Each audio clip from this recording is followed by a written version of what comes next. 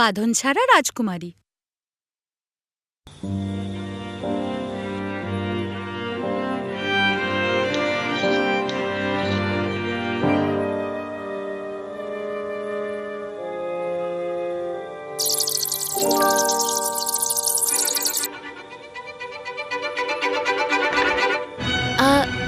একটা ভুল।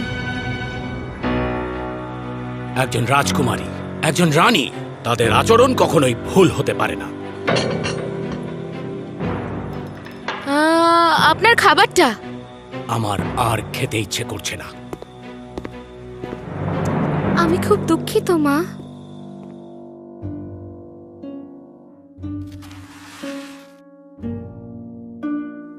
আগামী বছরের জন্য এটাই আমাদের খরচ, তবে তাই হোক।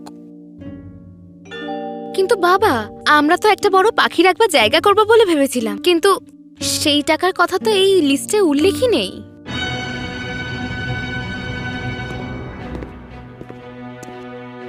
ওর সাহস কি করে হলো সবার সামনে কথা বলার?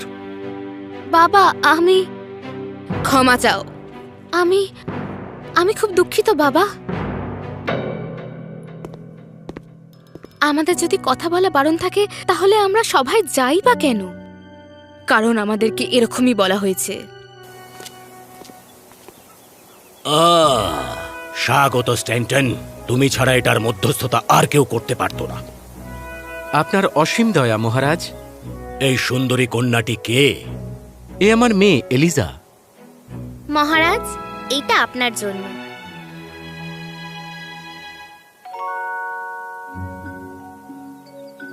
এইটা তো খুবই সুন্দর। এটা দেখছি খুবই ভালো। এগুলো নিজের হাতে তৈরি করে। এইটা অসাধারণ। আমার খুব ভালো লেগেছে যে আপনি এটা পছন্দ করেছেন। আমি এর আগে কোনোদিনও প্রাসাদে আসিনি। আমার পড়া শেষ হয়ে যাওয়ার পর চলে গেছিলাম। তাহলে চলো তোমাকে পুরোটা ঘুরে দেখাই। এসো।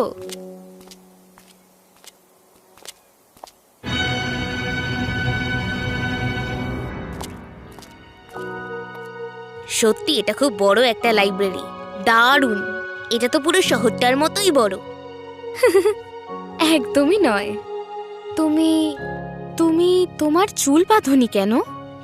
না, আমি ওটা খোলা রাখতেই পছন্দ করি। আমারও খুব ইচ্ছা করে। তাহলে তুমি কেন করো না? এমনিতেও আমি চুলের জন্য কিছু অলংকারও বানিয়েছি। ওটা তোমার চুলের রঙের সাথে খুব সুন্দর দেখাবে। আমি তোমাকে দেব।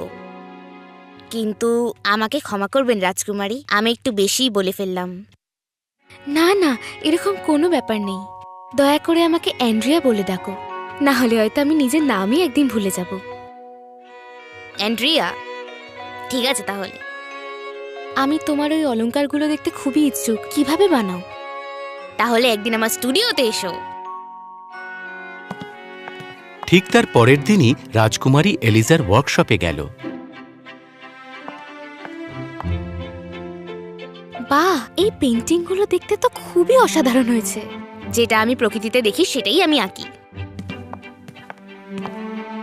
আর অলংকারগুলো বানানোর আগে আমি মাটি দিয়ে ওগুলোর আকৃতি তৈরি করি, এরকম ভাবে। এসো, তুমিও হাত লাগাও মাটিতে। আমার হাত নোংরা হয়ে যাবে। আমি বলতে চেয়েছি এই মাটির মধ্যে দিলে আর কি। আর সেটাই তো সবথেকে খুশির বিষয়। এটা খুব মজাদার, ট্রাই করো।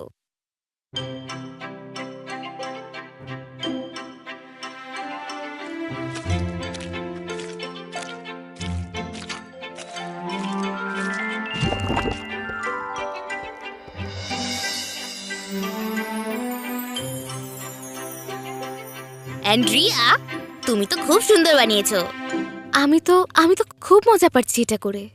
মনে হচ্ছে যেন ধরে রেখেছি নিজের হাতে।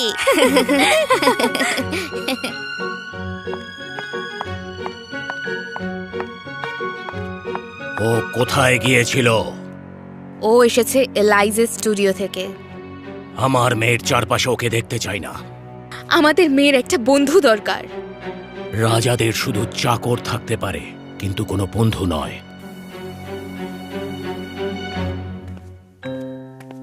রাজকুমারী, আপনার প্রিয় বন্ধু এখানে এসে গেছে। লাইজা, আমি তোমার জন্য এটা এনেছি। এগুলো খুব সুন্দর হয়েছে। এইটাকে চুলে লাগাতে দাও।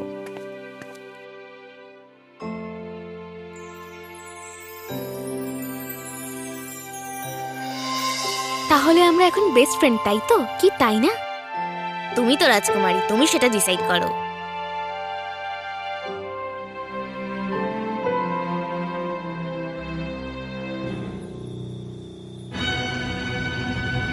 আমি বলেছিলাম আমার মেয়ের চারপাশে ওকে যেন না দেখি। ওরা দুজন একসাথে খুবই খুশি আছে। তোমার চুল বাঁধো। বাবা, একজন রাজকুমারীর আচরণে ভুল হওয়া উচিত নয়। কালকে এলাইজা আর আমি জঙ্গলে ঘুরতে যাব। ও আমাকে বলেছে অনেক দুষ্প্রাপ্য পাখি দেখাবে, যেটা আমরা আমাদের বার্ড স্যাংচুয়ারিতেও রাখতে পারবো না। মা, তুমি তো আমাদের সাথে আসতে পারো গো। এলাইজা খুবই ভালো মেয়ে। তোমার বাবা কখনো মানবেন না।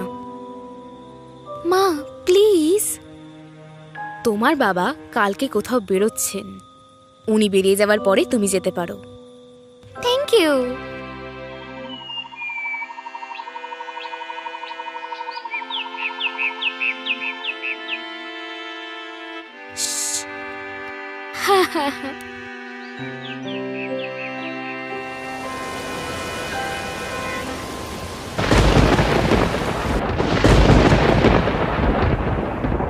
এ বাবা, বৃষ্টি আবার শুরু হলো কেন?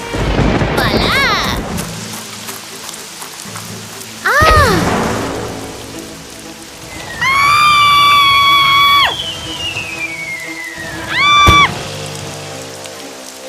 Andrea, Andrea!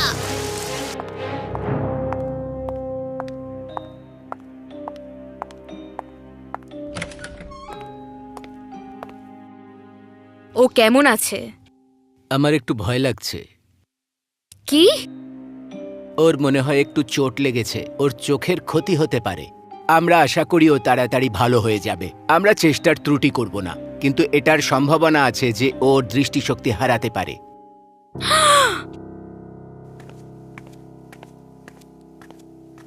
ধরে ফেলেছি। তুমি এখানে এসেছো আমি তো বুঝতে পারিনি। কি? আমার চুলের এই বেলসগুলোর আওয়াজ তুমি শুনতে পাওনি? তুমি বেলস পরেছো চুলে? তাহলে তুমি বুঝতে পারবে আমি সবসময় তোমার পাশে আছি, সব সময়। কোথায় তুমি নিয়ে এসেছো আমাকে? আমাদের জায়গায়। আমি কিভাবে দেখবো যে আমি কি বানাচ্ছি? প্রথমবারেও তুমি চোখ বন্ধ করে সেই পেঁচাটা বানিয়েছিলে, সেটাই করো। শুরু করো।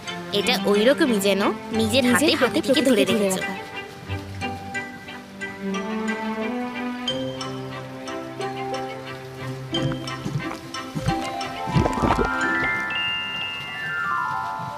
কতটা খারাপ হয়েছে এটা?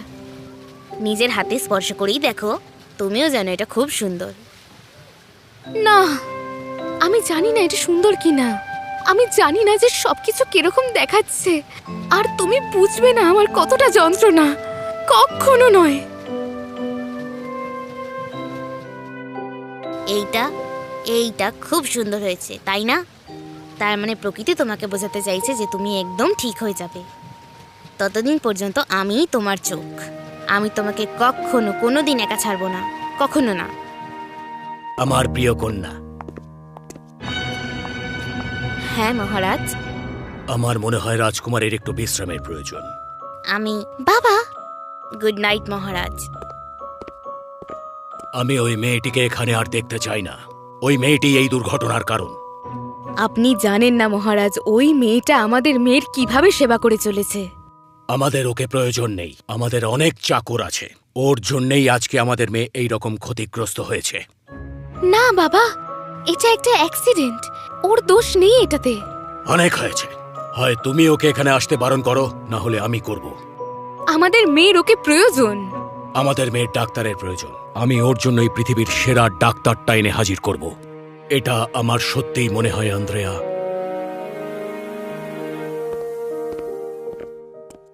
Hello, good morning. এলাইজা, আমাদের বাড়ির ওখানে একটা নতুন ধরনের পাখির সন্ধান পেয়েছি। তুমি যাবে? অবশ্যই। হয় তুমি ওকে বারণ করবে, না হলে আমি। আমি ঠিক জানি না। আরে চলো। তুমি যেতে পারো এলাইজা। মহামান্য। আমি তোমায় কি বলেছিলাম? ও আমার প্রিয় বন্ধু, আমি কিভাবে ওকে এখান থেকে যাবার কথা বলতে পারি? ও একজন চাকরের মেয়ে। আন্দ্রেয়া, তুমি এতটা স্বার্থপর কি করে হলে? স্বার্থপর? আমি কি বোঝাতে পারছি না? আমি ওই রকম একটা উড়নচণ্ডী মেয়েকে তোমার সাথে কি করে থাকতে দিতে পারি? আপনি কি করে এই কথাটা আমাদের মেয়েকে বলতে পারলেন? যদি আজ আমি না বলি, একদিন ওই মেয়েটাই তোমাকে এইসব বলবে। Good morning. আমি এই ফুলগুলো আজকেই তোমার জন্য তুলে এনেছি। তোমাকে আমার সাথে আসতেই হবে।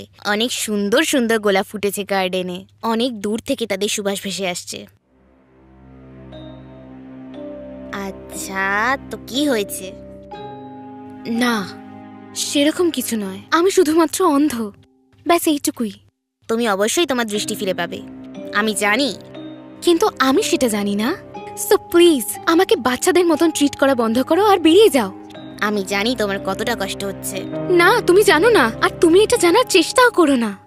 তোমার হাতে কি হয়েছে? কিচ্ছু না। কি হয়েছে তোমার হাতে?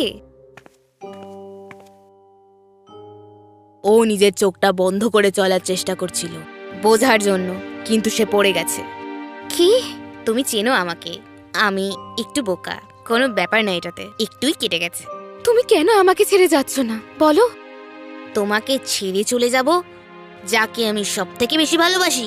কেন আমাদের রাজকুমারী এরকম একটা শাস্তি দিচ্ছে আমাকে? বলো আমাকে। আমাকে কোনো রকমের সহানুভূতি দেখিও না। তুমি কিভাবে বলতে পারো এইসব কথা? এটা মনে হয় সহানুভূতি নয়, এটা দোষ। তোমার জন্যই আমার আজকে এই অবস্থা হয়েছে, বুঝলে? তুমি এরকমটা নিশ্চয়ই মনে করো না অ্যান্ড্রিয়া। দূরে সরো, আর কোনোদিনও ফিরে এসো না। অ্যান্ড্রিয়া।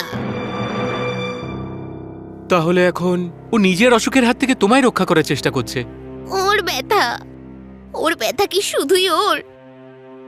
ও কি বুঝতে পারছে না যে আমিও কষ্টতে আছি, আর আমরা দুজন একসাথে থাকলেই একে অপরকে হেল্প করতে পারবো? সত্যিই বুঝতে পারছে না? আমি জানি ওরই সব থেকে বেশি কষ্ট হচ্ছে, কিন্তু আমার ব্যথা কি ও চোখে একদম দেখতে পাচ্ছে না? হঠাৎ করে কেন আমাকে এরকমভাবে বের করে দিল? হয়তো তোমারই সেটা খুঁজে বের করা প্রয়োজন। কিভাবে? ও আমার সাথে একটুও কথা বলছে না। অন্য কারোর চেয়ে তুমি এটা ভালো জানতে পারবে। কিছু অনুমান করছো? রাজা, অবশ্যই ওই মহারাজ আমাকে ঘৃণা করেন। আরে উনি তো সমস্ত মানুষকেই ঘৃণা করেন, এমনকি উনি আমাকেও পছন্দ করেন না, যদিও আমি এসবে অভ্যস্ত হয়ে গেছি। আমি কি ওনার কাজে লাগতে পারি? নতুন পাখি সংগ্রহশালা, দেখা যাক আমি কি করতে পারি। কিন্তু মা, রাজকুমারীকেই তোমায় বেছে নিতে হবে। অবশ্যই ও করবে, আমি জানি ও করবে। রাজকুমারী, আপনি কি করে এরকম একটা মানুষকে হার্ট করতে পারেন যাকে আপনি সব থেকে বেশি দরকার?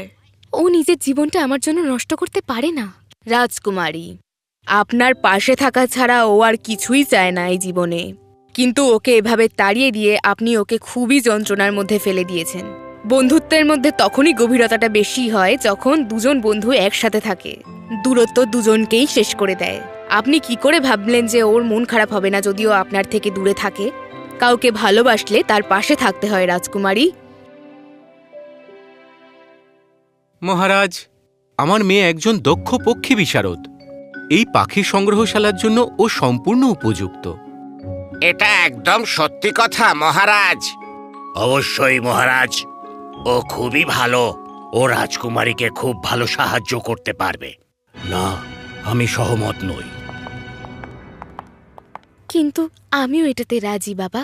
প্রথমত মহারাজ, সেঞ্চুয়ারি ইনচার্জ হওয়ার জন্য আমার প্রথম অভিযোগ হলো যে আমাকে ছাড়া এই মিটিংটা করা হচ্ছে। দ্বিতীয়ত, আমি এলাইজাকে নিজের টিমে নিচ্ছি। ওর থেকে ভালো প্রকৃতি আর পাখিকে কেউ চিনতে পারে না। ওর মতন ভালো করে আর কেউ চিনতে পারে না। এলাইজা এটার জন্য পারফেক্ট। আমি একটা রাজকুমারীর তো এরকমই হওয়া উচিত মহারাজ, যে নিজের সিদ্ধান্ত দায়িত্ব নিজেই নিতে পারে। আমি ওর সাথে সহমত। আর এভাবে রাজকুমারী আর এলাইজা আবার একত্রিত হলো। দুই বন্ধু আবার একসাথে হাসলো, একসাথে কাঁদলো, একসাথে কাজ করলো। আর এই ভালোবাসা, এই বন্ধুত্ব আনন্দ আনলো আর সুস্থতাও আনলো।